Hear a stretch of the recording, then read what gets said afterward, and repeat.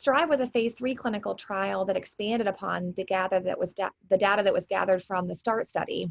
It was multi-center, open label, treating patients with symptomatic SMA type 1 at less than 6 months of age. And as of the 31st of May, 2019, the study was fully enrolled with 17 of 19 patients surviving, that's 89%, who reached 13.6 months at the data cutoff. And this was compared to the 25% survival in the untreated natural history. The mean CHOP and TEND was 32. 50% of patients sat independently for greater than or equal to 30 seconds at a mean of 8.2 months post-treatment.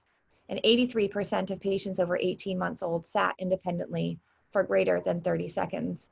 And if we think back to the term type 1 infant, we know that these are children who were expected to never reach the ability to sit. Nancy, this trial was supportive to enable FDA approval of gene transfer. How did this impact your practice?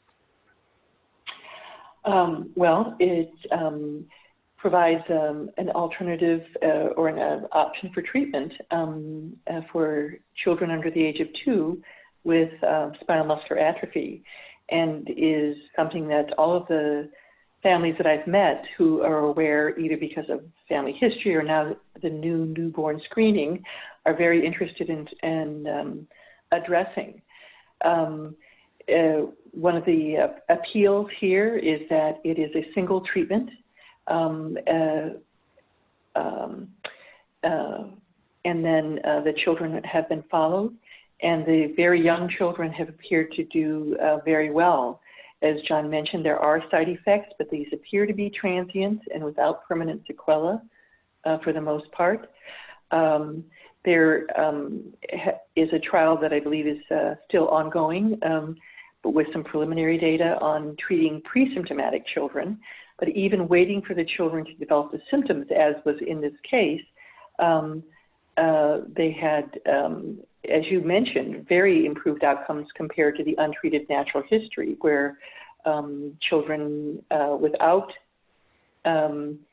artificial supportive ventilation or nutrition and without any pharmacological treatment just do not survive with spinal muscular atrophy.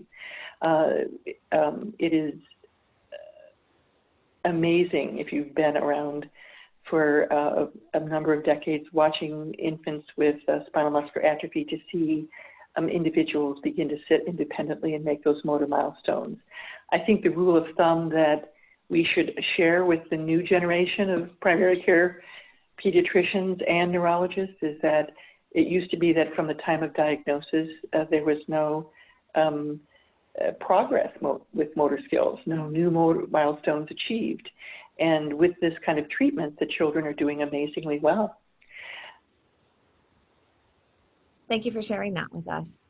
You made mention of evaluation of this particular treatment in pre-symptomatic infants.